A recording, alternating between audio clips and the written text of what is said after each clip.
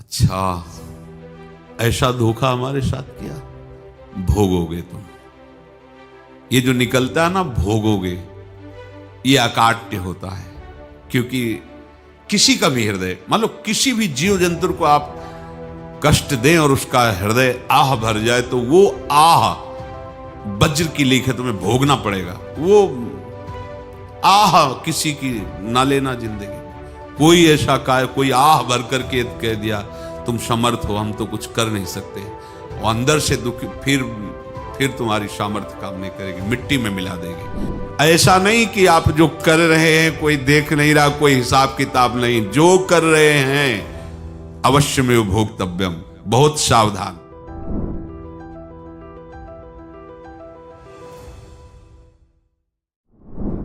जीव स्वयं नित्य निरंतर कर्मों के जाल को रच रहा है और अपने आप को बांध रहा है। आपको मुक्त होना है, बंधना नहीं है। जीव का जन्म कर्मों के अनुबंध से होता है, कर्मों के बंधन से होता है, और उसको अपना ऋण चुकाना होता है।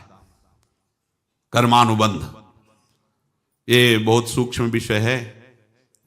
जैसे आप जिस परिवार में जन्म लिए हैं, तो उस परिवार के लोगों से आपका ऋण है, इसलिए उसी परिवार में आप आए हैं। और ऋणानुबंध, उसको बिना चुकाए या बिना वसूल किए आप वहां से जाएंगे नहीं।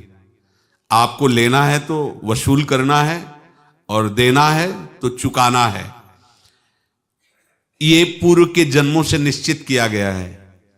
जैसे किसी के यहां पुत्र हुआ, जन्म से ही पैसा खर्चा शुरू हुआ, जो बड़ा हुआ तो उद्दंडता के द्वारा मार पूरे परिवार को क्लेश पर क्लेश देता चला जा रहा है। ये तुम्हारे कर्म का फल है। या ऐसे शक्तिहीन बुद्धिहीन ऐसे पागल पूरे जीवन सेवा करो, तुमसे अपना हिसाब चुकाने के लिए वो आया है। अब परिवार के जो सदस्य जुड़े आके, मतलब पत्नी आते ही पूरी हृदय में आनंद, परिवार में आनंद, और जीवन भर वो आनंद ही सुख देने के लिए उसका जन्म हुआ। वो अपना ऋणानुबंध मुक्त, और आते ही भयंकर क्लेश खड़ा कर दिया, बीच में दीवाल और झगड़ा वैसा, फिर अतरे दिन मारपीट शुरू, कलह अशांति, पूरा जीवन नरक हिसाब करने आए। यहां ऋण चुकाए बिना कोई जा नहीं सकता, ऋण चुकाना पड़ेगा। किसी का ऋण वसूल करना है तो किसी को ऋण चुकाना है, दोनों काम करने होते हैं। अनेक जन्मों में अनेक लोगों के साथ हमने जो बर्ताव किए हैं, अच्छे या बुरे, वो होंगे। अब किसी आदमी को हम जानते नहीं, अचानक मिला, अचानक टक्कर लगा और मार पीट गाली गुप्ता सब कर दिया, चुपचाप सह लो। क्यों? ये आपका हिसाब है, पूर्व का हिसाब। हमारा उससे कोई द्वेष नहीं, कोई संकल्प नहीं। अचानक घटना घटी और हमसे द्वेष करने लगा, हमें पीटने लगा, हमें गालियां दे, ये हिसाब है, चुपचाप सह जाओ। अपने घर का भाई ही भारी दुश्मन बन गया और क्लेश दे, हिसाब है। एक प्रभुदत्त ब्रह्मचारी जी की वाणी में पढ़ा था, एक महात्मा जी भ्रमण करते थे, तो उस समय असरफियां चलती थी, मोहरे असरफियां, तो उनको भेंट में देते लोग। तो या तो ठाकुर सेवा में लगे तत्काल, या संत सेवा में तत्काल लगे, उसका संग्रह करके डोलना ये ठीक नहीं है बैरागी के लिए, सिद्धांत में ये ठीक नहीं है। तो जब 2, 4, 6, 8 ऐसे मोहरे हुई, तो उन्होंने विचार किया कि और भ्रमण करके जब काफी मोहरे हो जाएंगी तो प्रयागराज में जब कुंभ पड़ता है, एक बार पूरे सब अखाड़े के संतों को, अलग अलग संप्रदाय सब संतों को बुलाएंगे और सबको पवाएंगे। अब साधु है तो यही विचार करेगा, और क्या विचार करेगा। तो उन्होंने ऐसे डंडा बनवाया, बेंत, जो ऊपर से चूड़ीदार और भीतर पोला, और मोहरे उसमें डालते गए। और भ्रमण, जहां जहां श्रद्धालु भगत थे सबके यहां जाना और इच्छा रखना कि एक मोहर तो दे दे दक्षिणा में।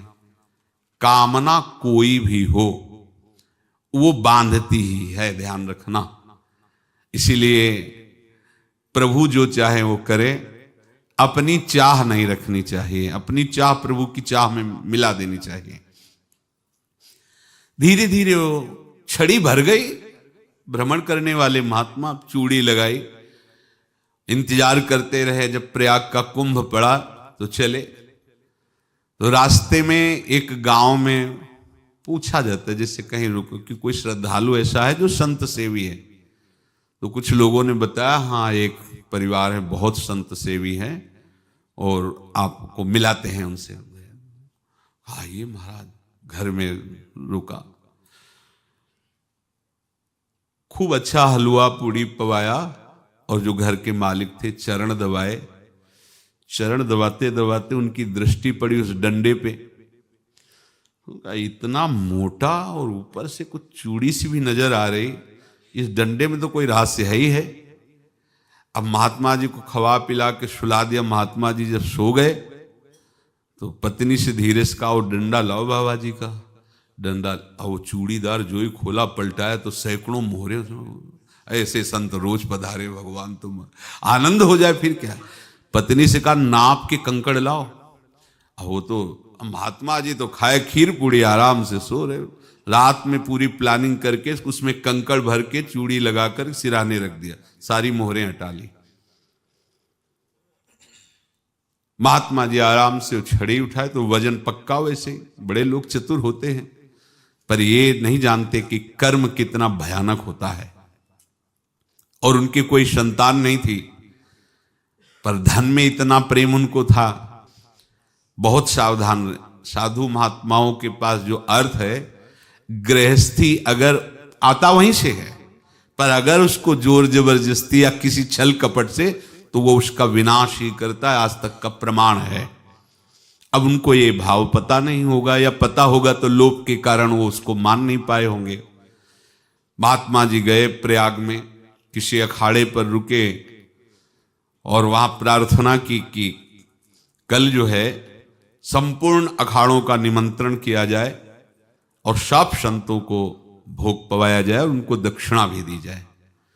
महंत ने सोचा कि बहुत बड़ा है तो उत्सव है, क्योंकि प्रयाग में कितने हजारों संत महात्मा सब।